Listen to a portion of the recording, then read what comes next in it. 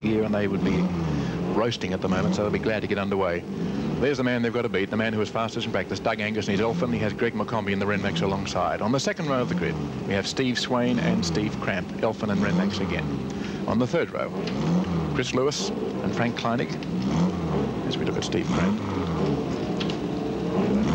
Car 15 is Peter Radke, who has Damon Beck in car 05, taking Peter Brock's use of the number 5 number there to promote anti-drink campaigning. Car number 3 is Glyn Evans. Car number 69 is Bernie Cashin.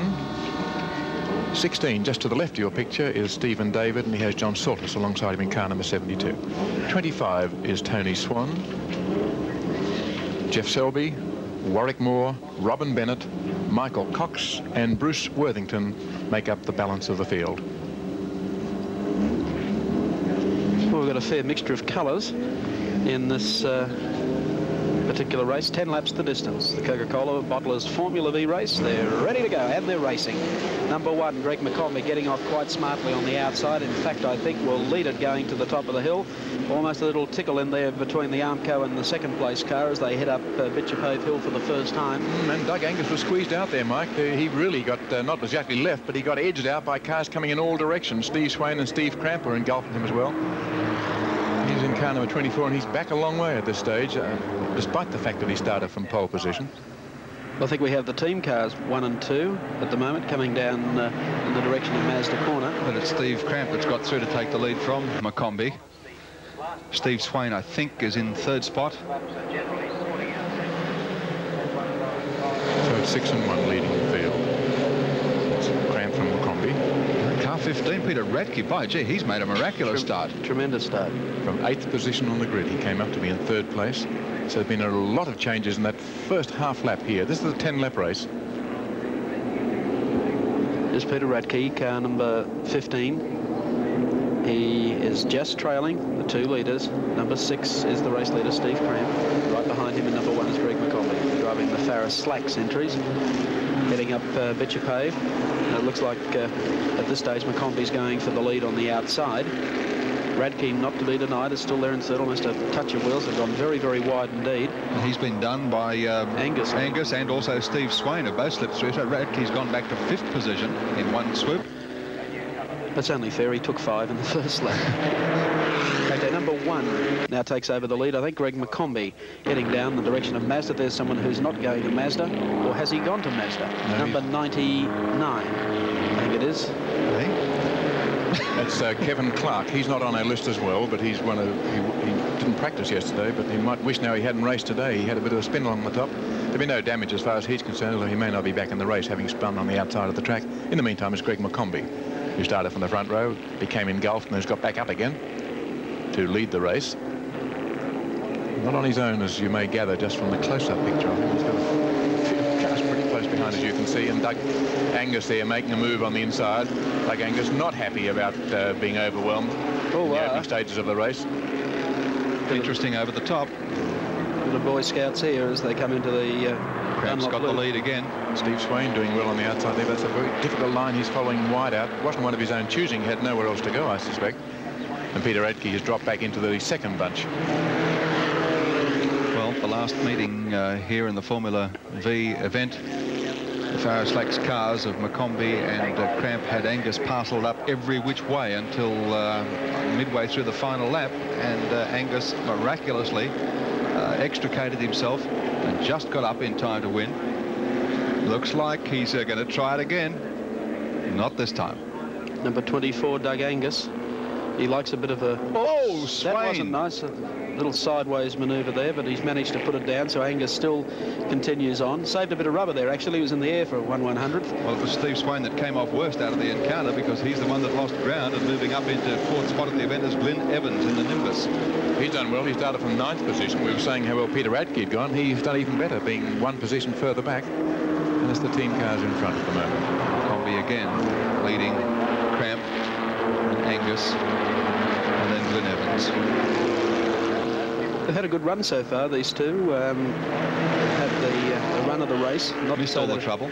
Angus, who should have won the start but didn't, he get the best start in the world, but he's managed to catch up again. He's back up into third, there you can see. He's got a very difficult job there to get by. He's got these two team cars in front, and he's under a lot of pressure from Evans as well, who's made up a lot of ground. It suggests he's got a bit of pace there, just lurking behind and out of picture. There we see him now. As they go through Winfield.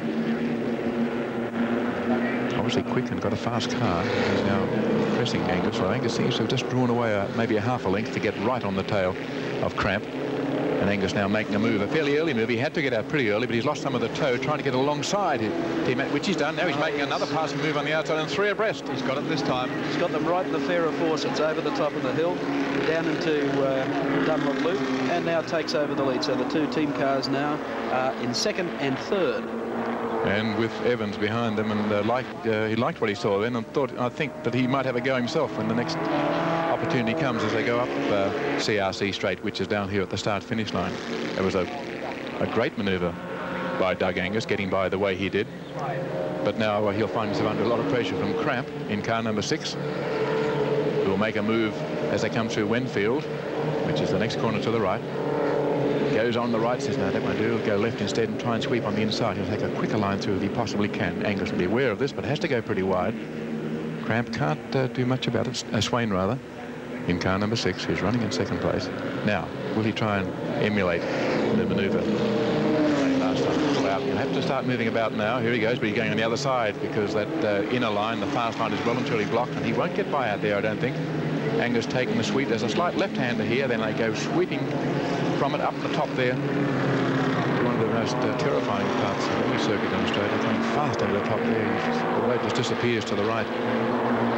And the driver doesn't start to draw breath till about this point, I'd say, as they come spearing down towards Mazda Corner. They go flat out in 4th gear. Top 4 cars have broken away from the rest of the field. Doug Angus in the Elfin in the lead from Steve Cramp in the first of the Flax Renmax cars. McCombie's got through, and he's in second spot now, ahead of Cramp, and it's Steve Swain in 4th spot. And Evans right behind them, looking to try and split the Farah team if he can. You can see his car there, the plain number 3. Well, these two blokes driving the Farah cars don't give each other much quarter, do they? No, not at all. No, they remind me a bit of Alan Jones and Carlos Reutemann. They're in the same team, but not exactly teammates. They're out on the track, maybe the way it should be. They're out there to win. They don't get in each other's way, but they don't make it easy, and they're out there to try and win the race, each man for himself. Doug Angus is drawing away a little bit, and Evans getting closer to the two behind. Tried to make a Tesserero-like move on the inside there, and I thought he was going to be swept off the course for a moment, but just was able to dab on the brakes and knock off a little bit. Again to the flat-out part of the circuit, the downhill through Mazda. It's Angus first, then the two Farah cars. This is Angus in car 24. I think Angus made his move at the right time because once he got through, he sort of held his breath and got the lead away. These two teammates have been having their own battle, and I think it has given Angus just maybe a 2-metre break on the field at this stage. Not to say that Swain isn't going to come into it either. Okay, here we go back to number 3. Swain just on the tailpipe of McCombie's car. They're in 3rd and 4th spots respectively, as you can see. Angus in the lead, then Cramp, then McCombie, then Swain. Yeah, it's followed by car 17, which is Chris Lewis, and then behind him it looks like Glyn Evans in car 3. Car 8 rather, which is Steve Swain. The race has covered half distance. It's a 10-lap race. They've had now less than 5 to go. This is the Coca-Cola Bottles Formula V series, and we've always seen good racing among the Vs. Today's no different. There's Evans still pressing his charge, this time on Cramp. He has alternate goes on people.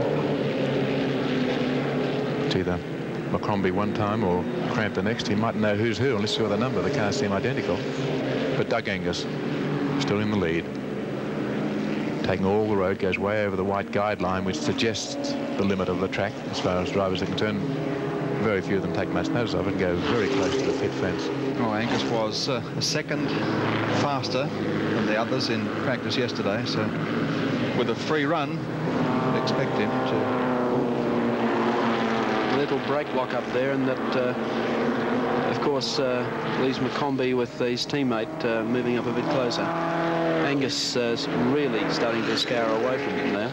I think Angus did a very clever thing in getting by both of them in the one move, because he probably reasoned that they'd be fighting among themselves and likely to get in his way and slow him down. And if he can just get clear, he's going to keep them behind as a real bottleneck for the others. And that's just the way the race is turning out. Angus now has a lead of maybe 50 metres over this trio, with Evans trying to get by the pair in front, but they're making things very hard for him. There's a car spun right in front, one they're lapping. You'll see him on the side of the Coke sign there. He's turned around and come back into the race again, but must have caused a bit of extra heart beating as those three came out and saw a car gyrating in front. Looks like the last lap board for Doug Angus and the leading quartet, in fact. Here comes the run from Evans over the top of the hill. Wait and see if he can manage to pull it off. No, he couldn't. He moved to the inside. He knows he doesn't have too much time left to try and split this combination for second and third. Angus has it wrapped up at this stage, but they're running into a lot of overlap traffic in this last half lap of the race. Yes, it could really influence the way this second battle goes on, and I would think Evans is looking for a chance to get by at this corner as they come down towards Honda. Let's see what happens. Oh, ding-a-ling-a-ling-a-ling. Well, there's a broad band of cars Nowhere there, for right? Evans to go at all. Michael Cox in the way. 25 has gone off there. As Tony Swan up on top of Dunlop. But look, there's this side by side. Now Evans' chance. It's like a trousers rack in front of him. He gets by Cramp, sandwiched between Cramp now and McCombie. The leader, meantime, is across. Takes the checkered flag. Takes the checkered flag. Well, an interesting Formula V race for the Coca-Cola series. And the two Farah Slacks cars got second and third. Evans found himself eased out and lost by about a cuff, I would say. With Swain and, or Cramp and McCombie rather, taking second and third place. Doug Angus in car 20.